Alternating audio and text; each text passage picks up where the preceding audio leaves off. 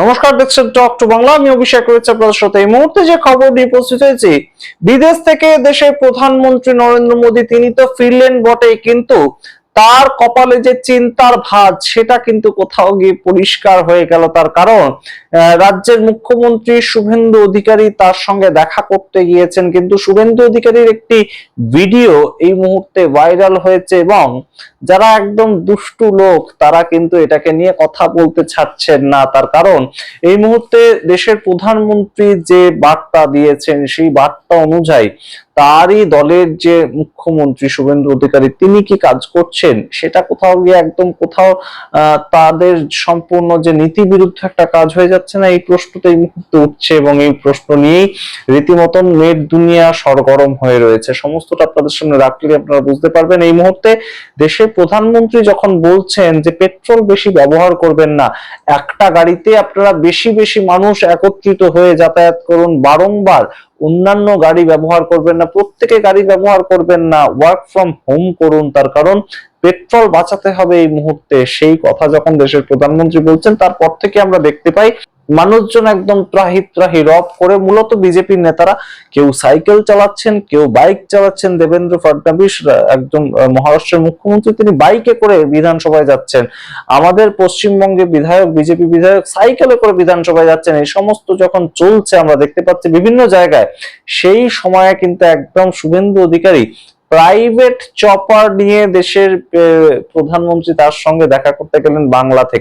বাংলা থেকে দিল্লি পর্যন্ত ফ্লাইট আপনারা জানেন দিনে 10 থেকে 12টার বেশি চলে, এবং সেই জায়গায় কেন হঠাৎ করে শুভেন্দু অধিকারী তিনি প্রাইভেট চপার নিয়ে একদম দেখা করতে গেলেন সেটা তো প্রশ্ন ওঠেই। এবং অবশ্যই সেই ক্ষেত্রে কতটা ঠিক ডিজেল খরচ হয় এই প্রশ্ন কে তুলবে, এবং এই প্রশ্ন ঘুরে বেড়াচ্ছে নেট দুনিয়া। তার কারণ এই ভিডিওটা শেয়ার করেছেন বিজেপিরই একজন এমপি সৌমিত্র খাঁ, তিনি কিন্তু পশ্চিমবঙ্গেরই একজন এমপি। তো সেই জায়গা থেকে সমস্তটা এই মুহূর্তে নরেন্দ্র মোদী তার কি আউট অফ কন্ট্রোল হয়ে গেল।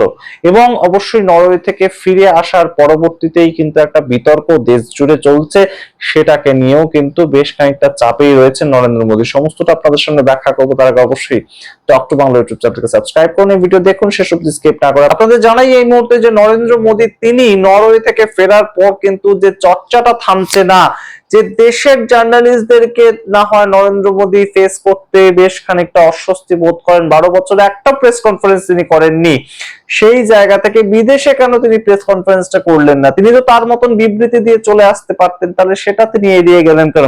এই প্রশ্ন যখন উঠছে ঠিক তখনই কিন্তু গ্যাসের সংকট এবং তার সঙ্গে পেট্রোল ডিজেলের সংকট আরো একবার মাথাচাড়া দিয়েছে দেশ জুড়ে। আমরা দেখতে পাচ্ছি বিভিন্ন জায়গা থেকে সারা দেশ জুড়ে কিন্তু ভিডিও আসছে এই মুহূর্তে যে কোথাও পেট্রোল ডিজেল নেই, এবং প্রত্যেকটা জায়গায় প্রত্যেকটা মেট্রো সিটিতে কিন্তু অবশ্যই মহারাষ্ট্র হতে পারে কিংবা একদম সরাসরি কলকাতা হতে পারে পশ্চিমবঙ্গের সমস্ত জায়গা থেকে ভিডিও উঠে আসছে। প্রচুর গাড়ির লাইন দেখা যাচ্ছে, প্রত্যেকটা পেট্রোল পাম্পে তেল শূন্যতা এই মুহূর্তে কিন্তু জেকে বসেছে, সেই ছবিগুলো উঠে আসছে এবং গ্যাস কোনো মতেই পাওয়া যাচ্ছে না। গ্যাস সংকট যেটা শুরু হয়েছিল 2 মাস আগে যুদ্ধের কারণে, সেটা কিন্তু এখনো পর্যন্ত মেটাতে পারেননি নরেন্দ্র মোদী সরকার।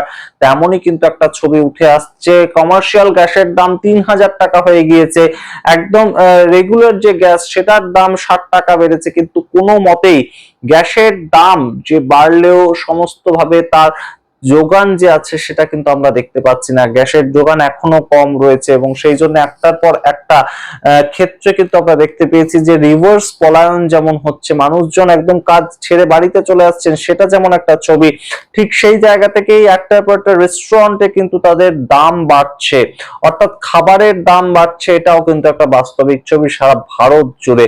তো সেইটা নিয়ে নরেন্দ্র মোদী কি চিন্তা ভাবনা করছেন আমরা জানি না, বিদেশে গিয়ে তিনি ঠিক কি প্ল্যান করলেন আমরা জানি না। তবে রাহুল গান্ধী বলেছেন বিদেশ যাওয়ার বা নরওয়েতে যাওয়ার তার মূল কারণটা হচ্ছে আদানির কোম্পানিকে সেখানে ব্যান করে দেওয়া হয়েছিল, এবং সেই জন্যই তিনি নরওয়েতে গিয়েছিলেন।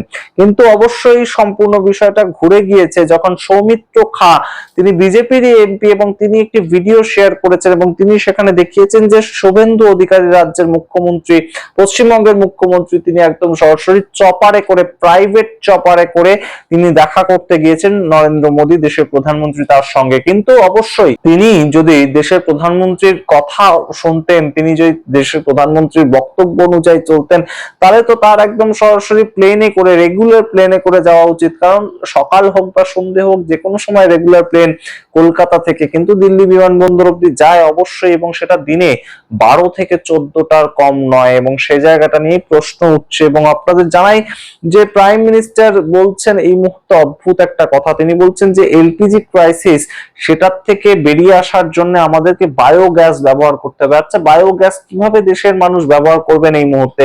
এই যে বায়োগ্যাস ব্যবহার করা, সেটার জন্য কি কোনো ইনফ্রাস্ট্রাকচার লাগে না? হঠাৎ করে একদিন তিনি বললেন এবং হঠাৎ করে এই বিষয়টা হয়ে যাবে। যদি বায়োগ্যাস দেশের প্রত্যেকটা ঘরে ঘরে পৌঁছে দিতে হয়, তাহলেও এখন থেকে বিষয়টা শুরু করলে আগামী 2 থেকে 3 বছর এইটার জন্য কিন্তু সময় লাগবে। তো সেই জায়গাটা হঠাৎ করে কিভাবে তিনি এই প্ল্যান দিতে পারেন আমরা সত্যিই জানি না। তবে অবশ্যই এলপিজি ক্রাইসিস যে রয়েছে, সেটাও কিন্তু কোথাও গিয়ে নরেন্দ্র মোদী স্বীকার করছেন। এই জায়গাটা কিন্তু এক গুরুত্বপূর্ণ প্রেক্ষাপট তৈরি হয়েছে। এর সঙ্গে আপনাদের জানাই যে ককরোচ জনতা পার্টি বলে একটি নতুন আন্দোলন যেটা তৈরি হয়েছে, যেটার এখন ফলোয়ার ইনস্টাগ্রামে 2 কোটি ছাড়িয়ে গিয়েছে। 2 কোটি দেশের মানুষ এটার সঙ্গে যুক্ত হয়েছে, ইনস্টাগ্রাম যারা ব্যবহার করেন, এবং তাদের যে আক্রোশটা তারা ছড়িয়ে দিচ্ছেন, তাদের যে বক্তব্যটা, সেটা কিন্তু সরাসরি এই মুহূর্তে বোঝাই যাচ্ছে যে ভারতীয় জনতা পার্টি যারা শাসক দলে রয়েছে 23টা রাজ্যে এবং অবশ্যই কেন্দ্রে, তারা কোথাও গিয়ে এই 2 কোটি মানুষের মনটা বুঝতে অসমর্থ। এবং অবশ্যই সামগ্রিকভাবে বিরোধী যারা রয়েছে, সেটা কংগ্রেস হতে পারে, সিপিআই হতে পারে, ডিএমকে হতে পারে, টিভিকে হতে পারে, অবশ্যই তার সঙ্গে এই মুহূর্তে তৃণমূল কংগ্রেস হতে পারে, তারা কেউই কিন্তু ধরতে পারছে না দেশের যুব সমাজ কি চাইছে, দেশের জেন জি কি চাইছে, সেটা কিন্তু ধরতে পারছে না শাসক কিংবা বিরোধী কেউই।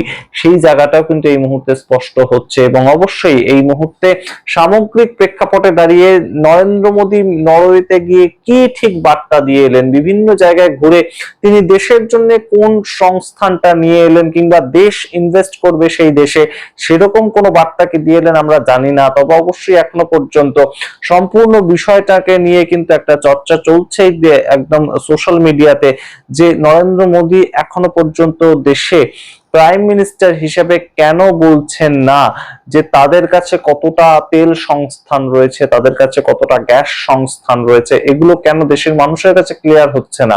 এবং অবশ্যই দেশের সরকার এখন টাকার যে দাম পড়ছে, প্রতি মুহূর্তে টাকার দাম পড়ছে 97 টাকা ছাড়িয়ে গিয়েছে $1 সমান, সেটাকে নিয়েই দেশের সরকার কি ভাবছে, এই বিষয়টাও তো এই মুহূর্তে গুরুত্বপূর্ণভাবে উঠে আসছে। কারণ ইকোনমিস্টরা বলছে এই টাকার দাম একবার যখন পড়তে শুরু হয়েছে, সেটা আমরা দেখতে পেয়েছি 88, 89, 90, 91, 92 এই করতে করতে 97 তে এসে পৌঁছেছে।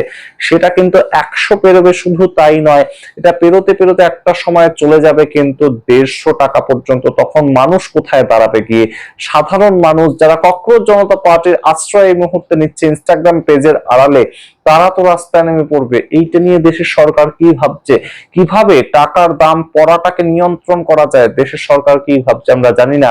তবে অবশ্যই রিলস শেয়ার হচ্ছে দেশের প্রধানমন্ত্রী নরেন্দ্র মোদী এবং ইতালির প্রাইম মিনিস্টার মেলোনি, তার মধ্যে যে রিলস শেয়ার হচ্ছে, সেই কিউট মোমেন্ট গুলো মানুষ এনজয় করছে বটেই, কিন্তু তার সঙ্গে মানুষের যে একদম পেটের টান পড়ছে, একদম সরাসরি যেভাবে ডিজেল পেট্রোল সেগুলোর দাম বেড়েছে লিটার প্রতি 4 টাকা করে, আমরা দেখতে পেয়েছি যেভাবে গ্যাসের দাম বেড়েছে, কমার্শিয়াল গ্যাসের দাম প্রায় 3000 টাকা হয়েছে, ছোট সিলিন্ডারের দাম বেড়েছে, নর্মাল গ্যাসের দাম 60 টাকা বেড়েছে, এবং সেগুলোর যোগান পর্যন্ত নেই। দাম বৃদ্ধি হলেও সেগুলোর যদি যোগান থাকতো, পেট্রোল পাম্পে যদি হাহাকার না পড়তো, তাহলে কিন্তু মানুষের এতটা অসুবিধা হতো না। কিন্তু এই মুহূর্তে অসুবিধা তৈরি হচ্ছে, সেটাকে নিয়ে দেশের প্রধানমন্ত্রী কি বলবেন? এবং তারই দলের যে মুখ্যমন্ত্রী শুভেন্দু অধিকারী, তিনি যেভাবে প্রাইভেট চপার ব্যবহার করছেন, সেই ক্ষেত্রে দেশের প্রধানমন্ত্রীর কথা সেটাও তো লঙ্ঘিত হচ্ছে। সেটাকে নিয়েই তো ভারতীয় জনতা পার্টি কি অভিমত আমরা জানি না। অবশ্যই আপনাদের সামনে রাখলাম পুরোটা, আপনারা আপনাদের মতামত কমেন্ট বক্সে কেমন করুন দেখতে পাবেন। টক টু বাংলা, অবশ্যই টক টু বাংলা ইউটিউব চ্যানেলকে সাবস্ক্রাইব করতে ভুলবেন না। ধন্যবাদ।